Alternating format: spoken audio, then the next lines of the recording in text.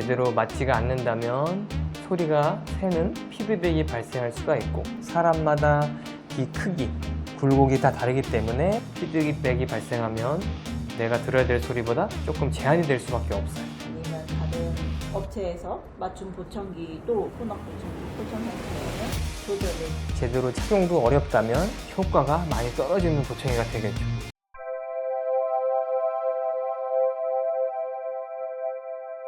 안녕하세요. 혼합보청기 포천센터 이준희 원장입니다. 네, 저는 또낭 PD입니다. 오늘도 보청기에 관련된 많은 질문들을 가지고 왔습니다. 네. 첫 번째 질문부터 시작하겠습니다. 다른 분이 착용하시던 보청기를 받았다고 가지고 오셨어요. 이거 제가 착용해도 되나요?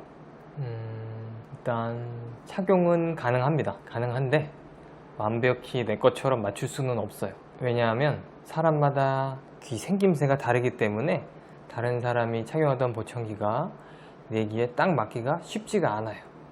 우연찮게 맞을 수는 있겠지만 기법을 채취해서 맞춤형으로 제작한 보청기는 다른 사람의 보청기는 내 귀에 맞기가 쉽지가 않아요. 제대로 맞지가 않는다면 소리가 새는 피드백이 발생할 수가 있고, 피드백이 발생하면 내가 들어야 될 소리보다 조금 제한이 될 수밖에 없어요.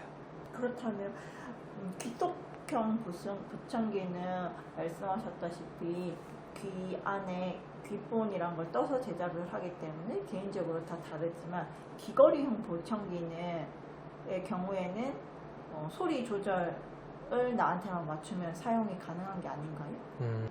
귀걸이형 보청기 같은 경우는 일반적으로 귓속형 보청기와 마찬가지로 귓볼을 채취해서 이어몰드를 제작해서 착용을 하는데, 기성형인 이런 일반 이어팁을 사용할 수도 있고, 또 귀걸이형 보청기가 아닌 이런 오픈형 보청기 같은 경우는 리시버에 돔이란 걸 장착하게 되는데요. 이게 사람마다 귀 크기, 굴곡이 다 다르기 때문에 이런 돔의 교체도 필요하게 돼요. 또 청역에 따라서 이 출력을 달리해야 되기 때문에 리시버의 교체가 필요할 수도 있고, 또 단순히 교체하고 착용하는 게 끝이 아닌 청력 검사를 다시 하고 이제 소리를 적응하는 과정, 적합하는 과정, 적응 기간이 필요하게 돼요. 또 보청기를 처음 착용하시는 분이시라면 조금 작은 정도로 시작을 해서 조금씩 크게 드는 연습 과정이 필요하고, 소리를 크게 드는 연습 과정이 끝난 후에도 내가 생활하는 환경이나 이제 일하는 환경에 따라서도 조절이 필요한 경우가 있습니다. 그러면 아까 기성품으로 나온 것들의 경우에는 그건 지난번에 영상에서 보여준 사이즈별이 있었잖아요. 네. 그것만 바꾸면 사용은 할 수 있겠네요. 문제가 없다면 사용할 수가 있습니다. 그러면 이거는 이 앞 질문과 조금 비슷한 내용인데, 다른 곳에서 다른 병원이라든지 아니면 다른 업체에서 맞춤 보청기도 혼합 보청기 포천센터에 오면 조절을 가능한 건가요?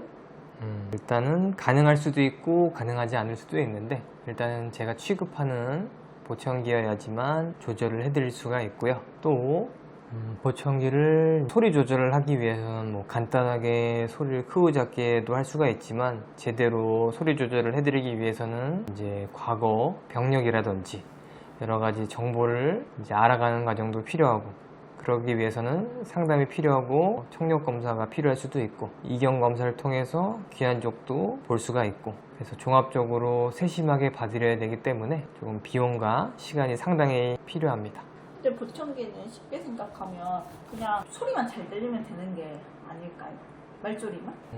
다른 소리는 특히 사실 필요 없잖아요. 우리가 사람이랑 대화를 하는 게 가장 주 목적이잖아요. 네, 그렇게 생각할 수도 있는데, 이제 보청기라는 게 사람 말소리만 잘 들려야 되는 거 아니냐, 그렇게 생각할 수 있는데, 이제 인간 사는 세상에 여러 소리들이 있어요. 말소리만 잘 듣고 다른 소리는 아무것도 안 들려야 돼, 이렇게 생각하시는 분이 계신데, 작은 소리들도 들려야지. 바깥에서 비가 오나 바람이 부나 또 집에 있는 냉장고가 잘 작동을 하고 있나 알 수가 있잖아요. 그렇듯이 이런 작은 소리들도 내가 인지를 하고, 또 이런 소리들이 귀, 뇌에 자극이 돼야지 귀도 기능을 유지할 수가 있고, 뇌도 그만큼 활성화가 돼서 뇌의 기능도 유지가 될 수가 있어요. 그렇기 때문에 작은 소리도 조금 듣는 게 좋다라고 말씀을 드리는데, 나는 그런 소리가 너무 불편해요, 듣고 싶지 않아요 하신다면 제가 이제 불편하지 않은 선에서 최대한 줄여드릴 수는 있어요. 보청기의 기능 중에서 주변 소음에 대한 조절을 할 수 있는 기능도 있나 보죠?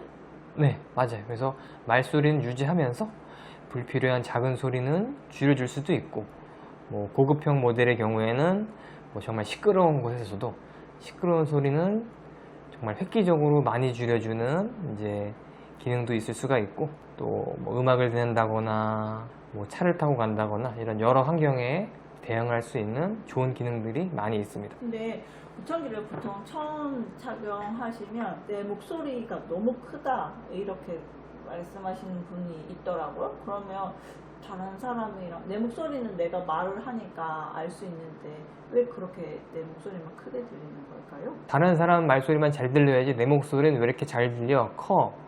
내 목소리가 울려? 이렇게들 말씀을 하세요. 근데 당연한 거지만 내 입이 내 귀랑 제일 가까이 있어요. 귀가 좋으셨을 때, 청력이 좋았을 때는 내 목소리도 똑같이 들렸고 똑같이 다른 사람도 목소리 듣고 생활을 했는데, 귀가 서서히 나빠지게 되다 보면 다른 사람 목소리도 서서히 잘 안 들리게 되고 내 목소리도 서서히 작게 들리게 돼요. 그렇게 되면 나도 모르게 목소리가 조금씩 커지게끔 되죠. 그래서 보청기를 착용한 후에 내 목소리가 이렇게 컸나? 하고 놀라시는 분들이 많으세요. 그렇기 때문에 처음부터 내가 들어야 될 소리를 100% 다 듣는 게 아니고 처음에는 조금 작게 시작을 해서 차츰 크게 듣는 연습 과정을 거치면 내 목소리에도 익숙해지고, 그래서 내 목소리가 들리는 와중에서도 다른 사람 목소리도 들을 수가 있고, 또 비슷한 예로 음식을 드실 때, 김치나 깍두기를 드실 때도 김치 씹는 소리가 이렇게 컸었나 생각하시는데, 예전에는 귀가 좋았을 때는 다 그 정도 듣고 사시다가 청력이 나빠지시게 되면 그 소리를 못 듣다가 다시 듣게 되니까 왜 이렇게 밥 먹는데 와그작 소리가 나냐 말씀들을 하세요. 근데 그것도 익숙해지시면 아무렇지도 않고 그러려니 생활을 하시게 돼요. 그 소리가 들리면서도 다른 사람 말소리도 내가 들을 수 있고 하는 능력이 생긴다라는 거죠. 지금 처음부터 했었을 때 보청기를 설명하면서 익숙해진다, 적응 과정 이런 말씀을 많이 하셨단 말이죠. 네. 근데 왜 보청기는 적응 과정이란 게 필요한가요? 이게 귀뿐만 아니고 인간 세상 모든 일들과 마찬가지인데, 내가 축구 선수였는데 다리를 다쳤어요. 다친 다리를 치료를 받았어요. 그렇다고 바로 운동장에 뛰어나갈 수 있는 게 아니잖아요. 걷기 연습을 하고 조깅 연습을 하고 공을 차는 연습을 하고 그래야지 다시 축구를 할 수 있는 것처럼, 귀도 갑자기 자고 일어나는데 확 나빠진 게 아니고 서서히 안 좋아지는 분들이 대부분이에요. 또 아니면 나빠진 상태로도 오랫동안 있다가 이제 보청기를 해야겠다 마음을 먹고 오시게 되는데, 이렇게 장시간 동안 잘 못 듣다가 갑자기 크게 들으면 너무 크게 느껴지고 불편할 수가 있는 거죠.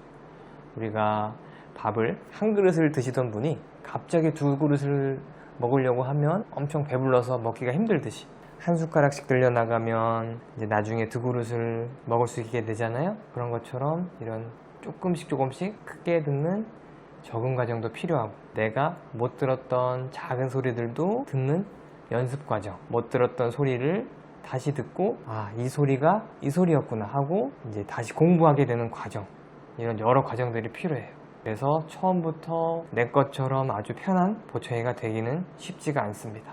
그러면 지금까지 말씀하신 걸 보면 보통의 노화 과정으로 진행이 되는 경우가 많잖아요. 네. 그러면 이게 혹시 치매와 보청기 사용과의 상관관계가 있을까요? 네, 상관관계가 있어요. 그래서 일반적으로 청력이 조금씩 떨어지게 되면 사람들과 대화를 할 때 자꾸 되묻게 돼요. 그러다 보면 상대방도 조금 이제 불편해하게 되는 거죠. 그러면 내가 미안해져서 되묻는 걸 멈추게도 되고, 나중에는 그냥 알아들은 척하고 웃어 넘기게 되고, 그러면 사회적으로 고립이 돼요. 여러 사람이 많은 곳을 피하게 되고, 사람은 자꾸 이야기를 잘 듣고 생각을 하고 말을 많이 해야 되는 이제 동물인데, 많이 듣고 말하는 과정이 줄어들다 보면 뇌도 그만큼 일을 덜 하게 되죠. 우리 귀는 심장처럼 24시간 동안 일을 해요. 자다가도 큰 소리가 나면 깨는 것처럼 귀로는 끊임없이 소리의 정보가 들어오는데 필요한 소리, 불필요한 소리를 분리해서 필요한 소리에 집중도 하고 불필요한 소리는 무시하기도 하는데 이런 소리의 정보가 들어오는 게 적어지게 되다 보면 뇌도 그만큼 일을 덜 하게 돼요. 그렇게 되면 전두엽의 활성화가 덜 되게 되는 거죠. 그래서 서서히 치매가 발생한다는 연구 결과가 있습니다. 요즘 같이 좀 날이 많이 덥고 습하고 이럴 때는 혹시 보청기를 관리할 때 주의점, 관리 방법 특별한 게 있는지. 그래서 일반적으로 보청기는 제일 중요한 건 청소, 그 다음에 습기 관리인데 지금처럼 습한 여름철에는 습기 관리가 정말 중요해요.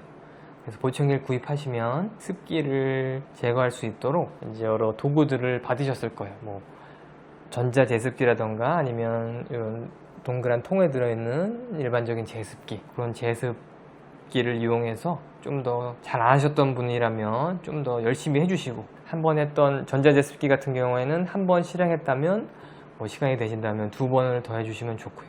그리고 뭐 갑자기 비를 맞거나 정말 땀이 많이 났을 때는 보청기에 묻은 땀을 잘 제거해 주시고, 뭐 간단한 방법으로는 드라이기를 냉풍으로 해서 조금 멀리 살살살 바람을 불어서 말려주시는 것도 좋은 방법이에요. 앞선 여름철 보청기 관리 방법과 더불어서 보청기를 사용할 때, 평상시 사용할 때 주의사항. 평상시 주의사항이라면 당연한 이야기지만 뭐 세수나 샤워를 할 땐 무조건 보청기를 빼고 하시는 거예요. 요즘에 보청기에 방수 기능이 있는 제품들도 있지만 땀이나 비를 막는 정도이지 일부러 물에 담그고 하면 좋진 않기 때문에 세수나 샤워할 때는 꼭 보청기를 빼고 하시는 게 좋겠고요.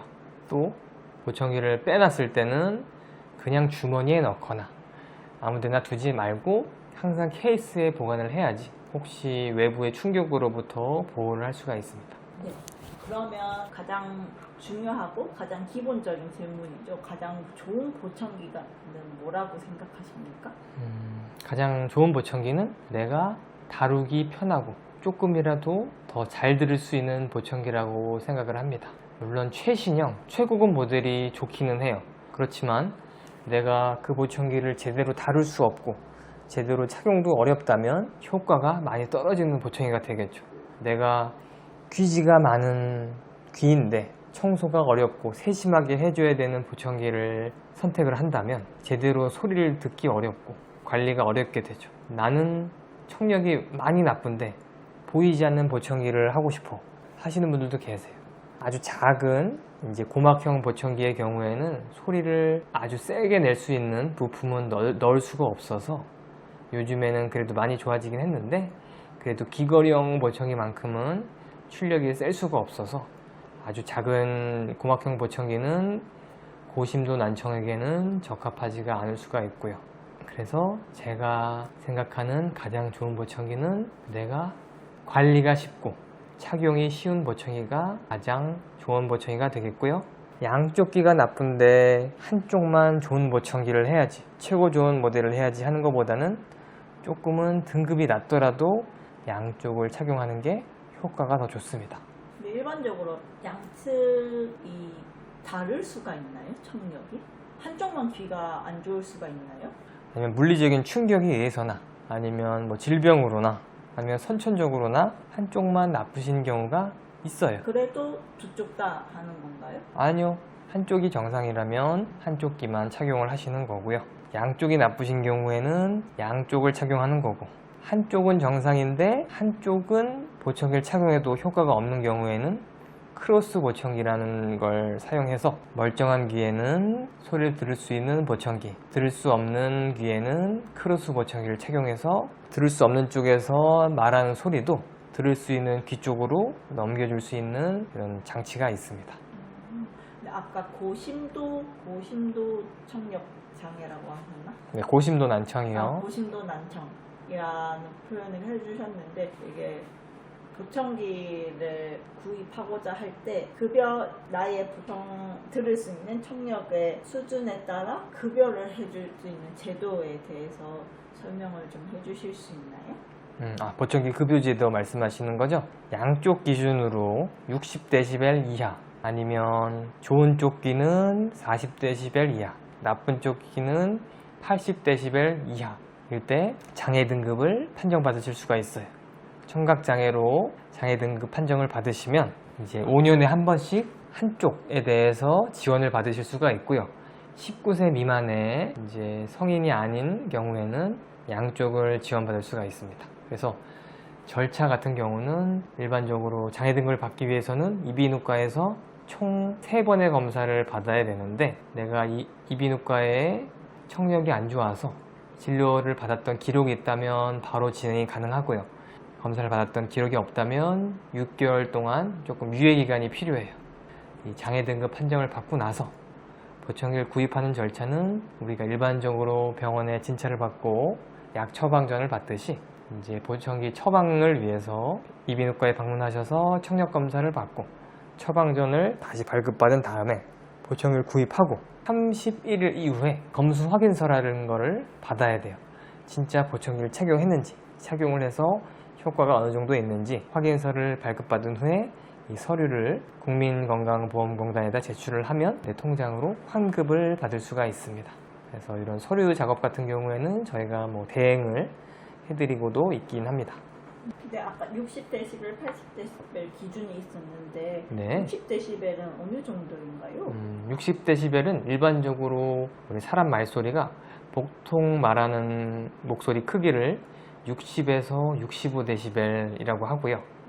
작게 말하는 소리를 45dB이라고 하고 크게 말하는 소리를 75에서 80dB 사이라고 해요. 그러니까 일반적으로 말하는 소리를 듣기 어려운 정도라고 했을 때 청각장애 등급을 받을 수가 있는 거죠. 그리고 한쪽은 40dB, 한쪽은 80dB, 양쪽의 청력이 이렇게 차이가 많이 나면서도 좀 안 좋을 때는 이제 가장 낮은 등급으로 장애 등급 판정을 받을 수가 있어서 지원을 받을 수가 있습니다. 그리고 또 시끄러운 곳에서 일을 하셔서 산업재해 판정을 받으실 수도 있는데요. 이제 산업재해 판정은 일반 장애 등급보다는 기준이 조금 낮은 양측이 40dB 이하인 경우에 산업재해로 판정을 받으실 수 있습니다. 마찬가지로 이제 장애 진단처럼 이제 이비인후과에서 3번의 검사가 필요하고요. 안녕. 감사합니다.